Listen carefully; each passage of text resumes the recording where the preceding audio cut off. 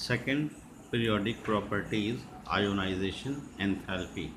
देखिए बच्चों, हमने फर्स्ट पीरियोडिक प्रॉपर्टी स्टडी की थी। फर्स्ट पीरियोडिक प्रॉपर्टी थी एटॉमिक रेडियस, सेकेंड है आयोनाइजेशन एंथैल्पी और आयोनाइजेशन एनर्जी, या इसी को हम कहते हैं इलेक्ट्रोड पोटेंशियल कहते हैं।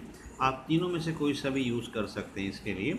आयोनाइजेशन एंथैल्पी जो है ये होती है बेटे, डेफिनेशन वाइज हम बात करें तो है amount of energy require to remove an electron from an isolated gaseous atom.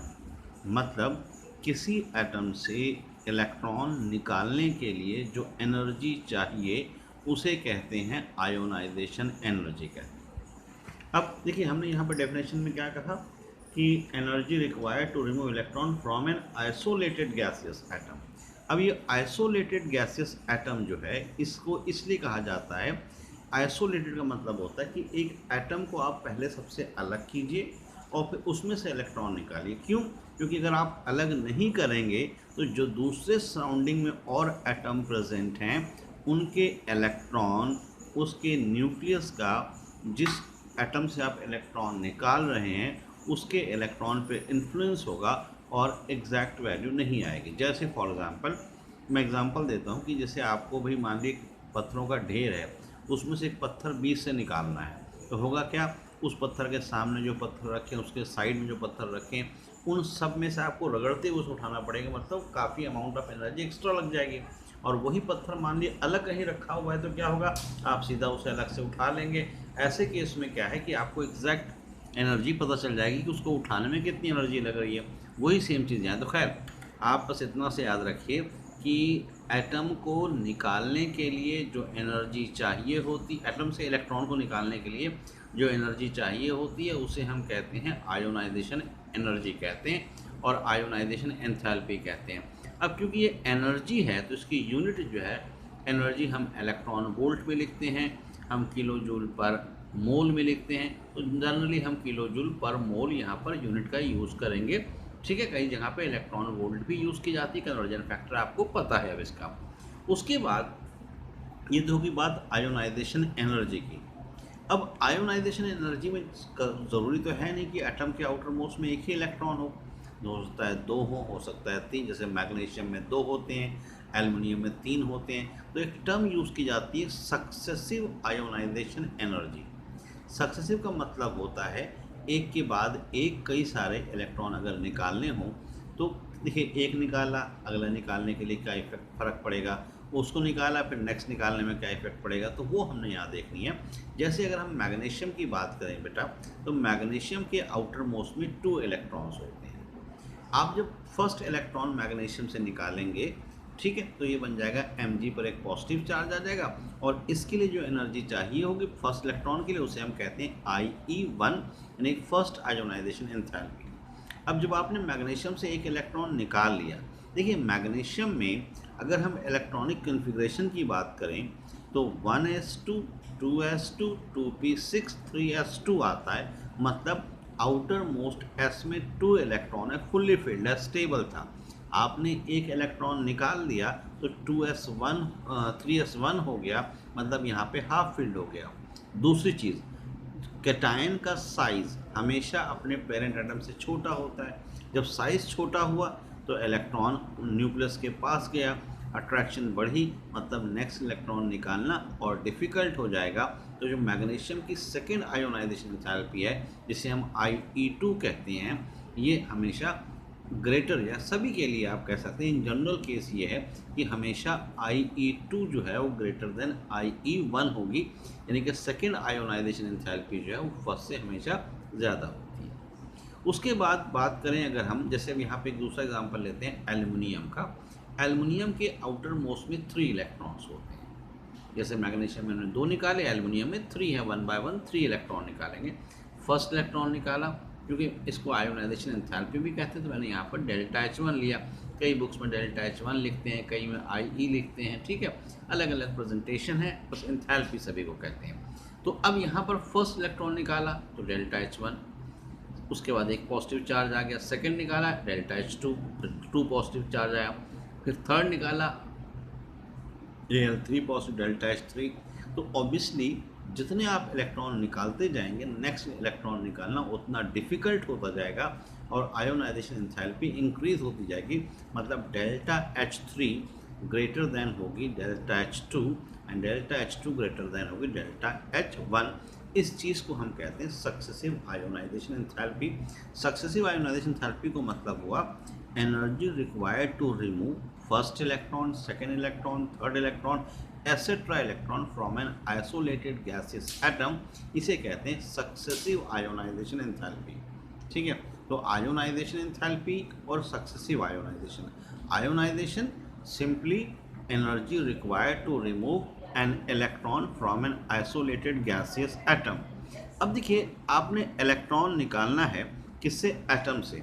तो बहुत सारे फैक्टर्स हैं जो इस एनर्जी को अफेक्ट करते हैं जब हम इलेक्ट्रॉन निकालने की बात करते हैं। ठीक है बेटे, क्या क्या फैक्टर्स हैं वो उसको डिस्कस करते हैं। Factor affecting ionisation enthalpy, and first factor is nuclear charge. Nuclear charge, देखिए न्यूक्लियर चार्ज का मतलब होता है न्यूक्लियस पे चार्ज, और न्यूक्लियस पे चार्ज का मतलब न्यूक्लियस में कितने प्रोटॉन हैं। तो जितने ज़्यादा चार्ज होंगे, ऑब्वियसली इलेक्ट्रॉन क्या है? Negatively charge. न्यूक्लियस पे क्या है? Positive charge. Positive negative opposite charges हैं, एक दूसरे को अट्रैक्ट करेंगे। तो इसलिए जितना ज़्यादा चार्ज होगा अट्रैक्शन उतनी ज़्यादा होगी, और अट्रैक्शन अगर ज़्यादा होगी तो इलेक्ट्रॉन निकालना क्या हो जाएगा? डिफ़िकल्ट हो जाएगा। ठीक है, तो ionisation enthalpy increases as nuclear charge increase. जैसे यहाँ पे देखिए, हमारे पास हमने सेकेंड पीरियड लिया है। सेकेंड पीरियड में एलिमेंट है lithium, beryllium, magnesium, carbon, nitrogen, oxygen, fluorine and neon. First element है लिथियम एंड लास्ट एलिमेंट है neon in second period. Lithium जो है इसका एटॉमिक नंबर होता है 3, मतलब इस पर चार्ज होगा +3। बेरिलियम का एटॉमिक नंबर 4, चार्ज +4। इसी तरह से नियॉन में एटॉमिक नंबर 10, चार्ज है +10। मीन्स जब आप मूव करेंगे from lithium to neon, charge increase हो रहा है, और चार्ज इंक्रीज होने का मतलब है कि आयोनाइजेशन एंथैल्पी भी इंक्रीज होगी। मतलब अगर आपसे कोई पूछ ले कि आपके पास एक बेरिलियम एटम है और एक नाइट्रोजन एटम है, किसमें से इलेक्ट्रॉन निकालना डिफ़िकल्ट होगा, तो नाइट्रोजन से इलेक्ट्रॉन निकालना डिफ़िकल्ट होगा, क्योंकि नाइट्रोजन पे चार्ज है +7, बेरिलियम पे है +4। तो सिंपल सा कंसेप्ट याद रखना है आपको कि चार्ज जितना ज़्यादा, इलेक्ट्रॉन निकालना उतना डिफ़िकल्ट। मीन्स चार्ज इंक्रीज होगा तो आयोनाइजेशन एंथैल्पी जो है वो भी इंक्रीज होगी। सेकेंड फैक्टर जो है आयोनाइजेशन एंथैल्पी के लिए, second factor is atomic size और रेडियस। एटॉमिक साइज और रेडियस की हम बात करें बच्चों, हम रेडियस, एटॉमिक रेडियस डिस्कस कर चुके हैं पिछले टॉपिक में। अब देखिए यहाँ पे हमने फर्स्ट ग्रुप के एलिमेंट लिए। फर्स्ट ग्रुप में आता है lithium, sodium, potassium, rubidium, caesium and francium. ये सारे अल्कली मेटल्स हैं।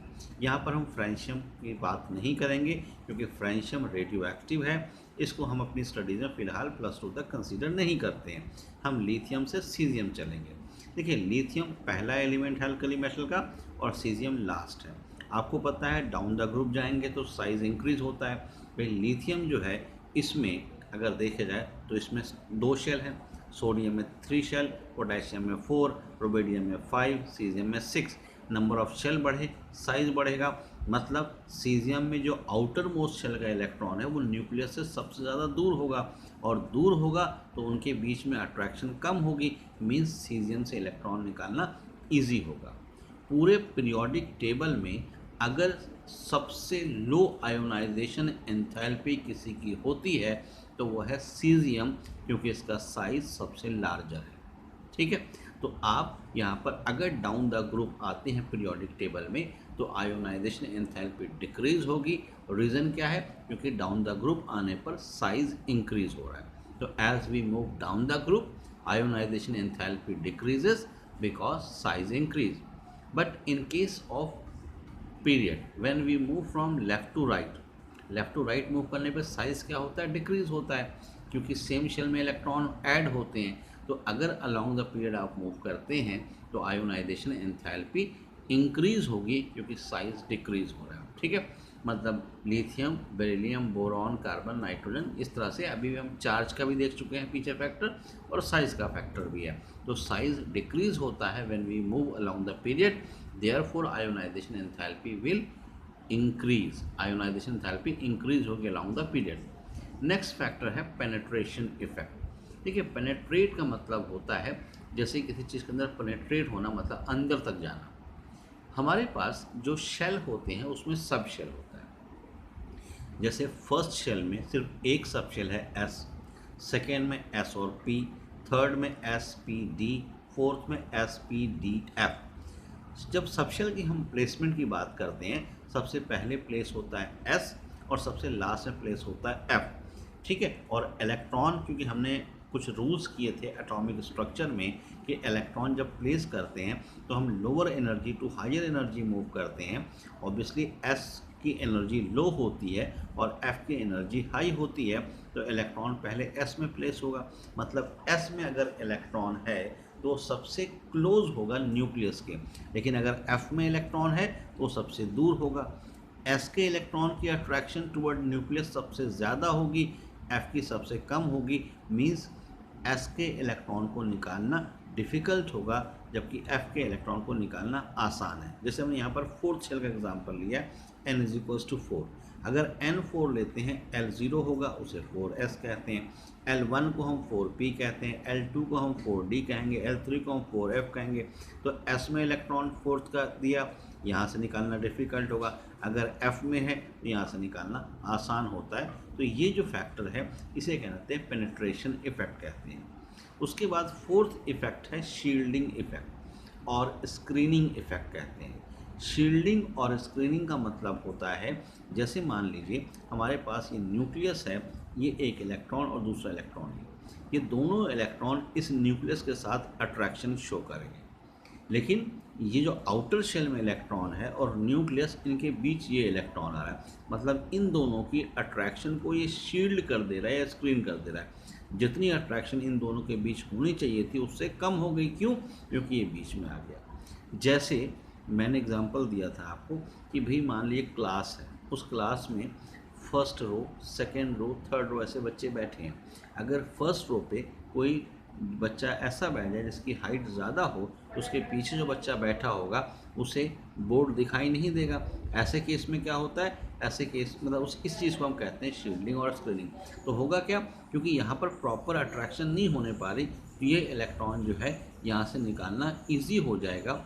शील्डिंग इफेक्ट की वजह से आयोनाइजेशन एंथैल्पी डिक्रीज होती है, और जो यहाँ पर चार्ज पहुँच रहा है उसे कहते हैं जेड इफेक्टिव कहते हैं।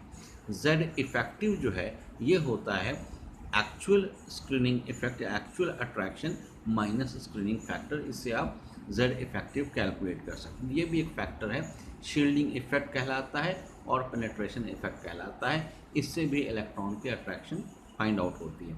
Next important factor is electronic configuration. अब देखिए इसमें इलेक्ट्रॉनिक कन्फिग्रेशन बहुत इंपॉर्टेंट फैक्टर है। अभी हमने ऊपर जनरल ट्रेंड क्या पढ़ा था कि जब हम अलोंग द पीरियड मूव करते हैं तो आयोनाइजेशन एंथैल्पी इंक्रीज होती है, ठीक है। When we move from left to right ionisation enthalpy will increase. लेकिन क्या रेगुलर ट्रेंड होता है इसी तरह से? बट ऐसा नहीं होता, कुछ एक्सेप्शंस होते हैं बीच में, वो होते हैं इलेक्ट्रॉनिक कन्फिग्रेशन के वजह से। एक्चुअल में इलेक्ट्रॉनिक कन्फिग्रेशन जो है, देखिए आपने पढ़ा है एक चीज़ होती है half field and full field. Half field का मतलब होता है जैसे P में मैक्सिमम इलेक्ट्रॉन होते हैं 6 और उसके हाफ कितने हो गए 3। D में मैक्सिमम इलेक्ट्रॉन होते हैं 10 और उसके हाफ कितने हो गए 5।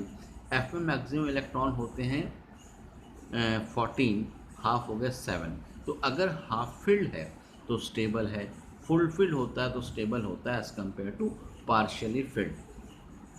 सबसे ज़्यादा stable electronic configuration half filled full filled की होती है, उसके बाद हाफ फील्ड की होती है।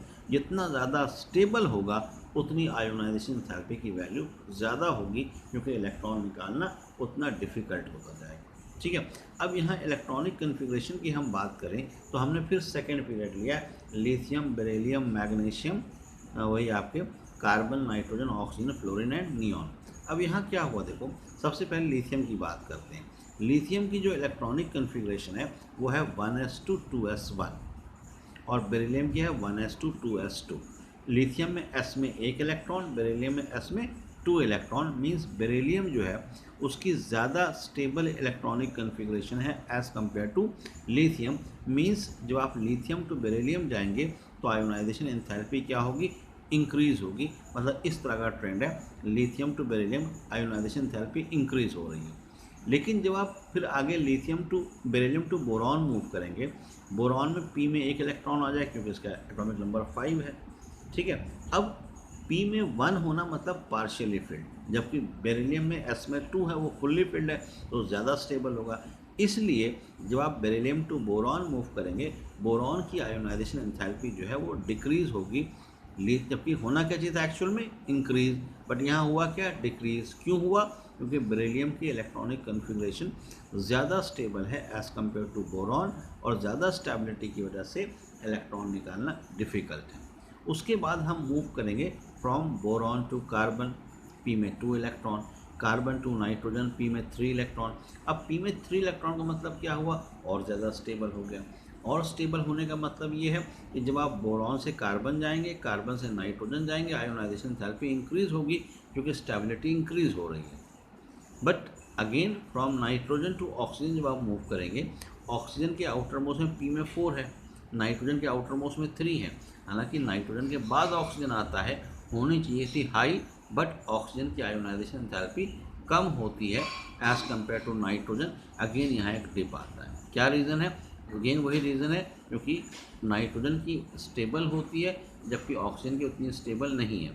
उसके बाद उससे आगे आप चलेंगे, नियॉन पे जाकर 6 हो जाता है, हाईली स्टेबल हो गया तो आयोनाइजेशन एंथैल्पी क्या होगी, इंक्रीज कर जाएगी। तो इस तरह से जब आप मूव करेंगे from lithium to neon, ionization enthalpy increase होगी, but during this increase there are 2 dip from beryllium to boron and nitrogen to oxygen. तो ये याद रखना है आपने, इस तरह की डिप यहाँ पर आप ऑब्जर्व करेंगे। और ये क्वेश्चन आता है कि why beryllium has higher ionisation enthalpy as compare to boron and nitrogen as compare to oxygen. तो उसका रीज़न क्या आएगा, due to stable electronic configuration. इस तरह का ट्रेंड ये शो करते हैं। क्लियर ही बात बच्चों। तो ये चीज़ आपने ध्यान रखनी, कैसे इलेक्ट्रॉनिक कन्फिग्रेशन से हम आयोनाइजेशन एंथैल्पी प्रेडिक्ट कर सकते हैं। जैसे आपको मान लीजिए 2 एलिमेंट दिए हो और आपको कहा गया हो कि आयोनाइजेशन एंथैल्पी बताइए किसकी हाई किसकी लो है, तो वहाँ आपने ये देखना है स्टेबल इलेक्ट्रॉनिक कन्फिग्रेशन किसकी है और उसके अकॉर्डिंगली आप एक्सप्लेन कर सकते हैं। तो जनरल ट्रेंड्स की हम बात करें, आयोनाइजेशन एंथैल्पी में हमने साइज़ का भी देखा था। तो अलॉन्ग द पीरियड मूव करते हैं तो साइज़ क्या होता है, साइज़ डिक्रीज़ होता है, आयोनाइजेशन एंथैल्पी इंक्रीज़ होगी। बट जब डाउन द ग्रुप आएंगे तो आयोनाइजेशन एंथैल्पी डिक्रीज़ होगी क्योंकि साइज़ इंक्रीज़ होता है। ठीक है, तो ये सारा आयोनाइजेशन एंथैल्पी से रिलेटेड था। अब यहाँ पर नेक्स्ट क्वेश्चन है। देखिए पहला क्वेश्चन ये है कि आपको इलेक्ट्रॉनिक कन्फिग्रेशन गिवन है 5।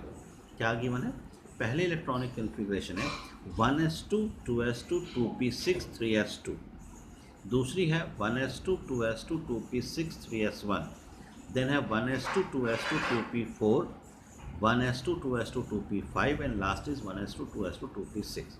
अब ये क्वेश्चन देखिए आपसे पूछा गया है, पहला क्वेश्चन ये था कि which one of the following represent noble gas. देखिए बच्चों, नोबल गैस की हम बात करें तो हमें पता है कि नोबल गैस में p में 6 इलेक्ट्रॉन होते हैं। ठीक है, अब इन जो 5 इलेक्ट्रॉनिक कन्फिग्रेशन गिवन है, इनमें से जो पार्ट ई है इसमें p में 6 इलेक्ट्रॉन है, मतलब ये नोबल गैस होगा। वैसे भी आप काउंट कर सकते हैं इलेक्ट्रॉन अब तो यहाँ पर 6 + 2 + 2 मतलब टोटल कितने हो गए 10। 10 एटॉमिक नंबर किसका होता है, नियॉन का, मतलब e electronic configuration represents noble gas. ठीक है, सेकेंड पूछा था कि सबसे लोवेस्ट आयोनाइजेशन एंथैल्पी इसमें से किसकी होगी। तो अब बेटे यहाँ जो 5 इलेक्ट्रॉनिक कन्फिग्रेशन है, इन 5 में से जो बी सी और डी ऑफ ये इलेक्ट्रॉनिक कन्फिग्रेशन है, इसमें सेकेंड शेल में लास्ट इलेक्ट्रॉन है, जबकि ए और बी की हम बात करें इसमें थर्ड शेल में इलेक्ट्रॉन है। तो थर्ड शेल अगर आ गया मतलब साइज़ क्या हुआ, इंक्रीज़ हो गया, और साइज़ इंक्रीज़ हो गया तो इनसे इलेक्ट्रॉन निकालना आसान होगा। ठीक है, मीन्स ये लो आयोनाइजेशन एंथैल्पी शो करेंगे। अब इसमें से ए और बी में ए में एस में 2 इलेक्ट्रॉन फुल फील्ड, बी में एस में 1 इलेक्ट्रॉन मीन्स हाफ फील्ड, तो ए और बी में से इलेक्ट्रॉन निकालना आसान होगा।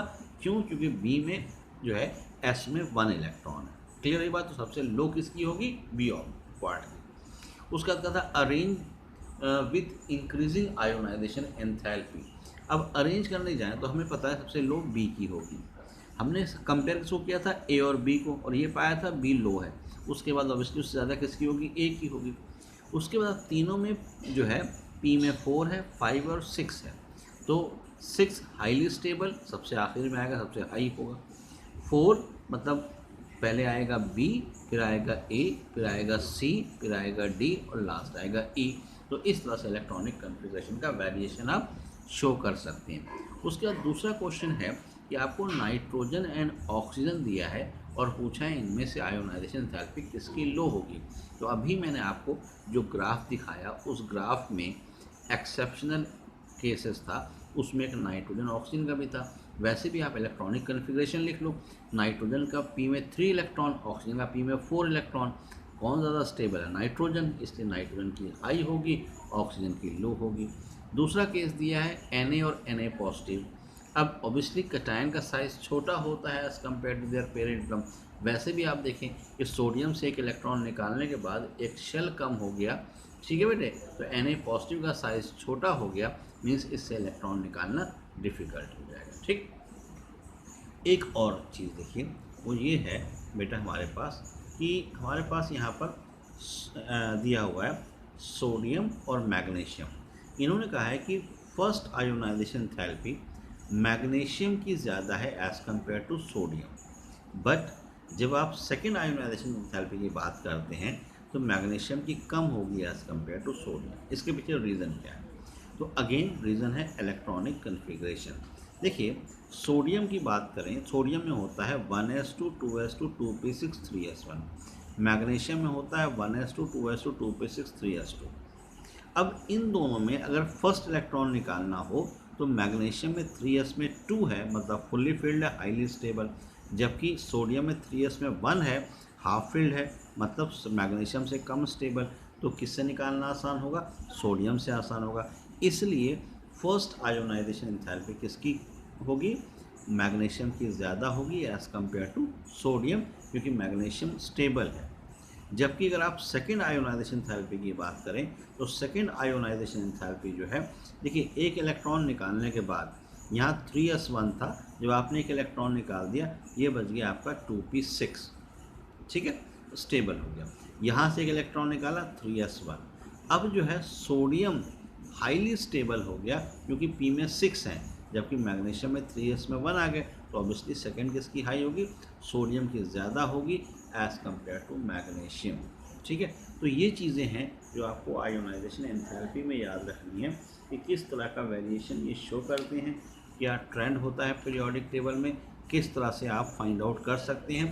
ज़्यादातर क्वेश्चन आते हैं इलेक्ट्रॉनिक कन्फिग्रेशन से रिलेटेड, और दूसरे क्वेश्चन जो आते हैं उसमें आपको पोजीशन याद रखनी है। देखो पहले 30 एलिमेंट्स की एटलीस्ट पोजीशन आपको याद होनी चाहिए। वैसे जैसे हम धीरे धीरे आगे बढ़ेंगे चीज़ें जो है आपको और याद होती जाएंगी, क्योंकि आप रिपीटेडली सेम चीज़ को देख रहे हो। बस ये है कि याद रखना सीखो।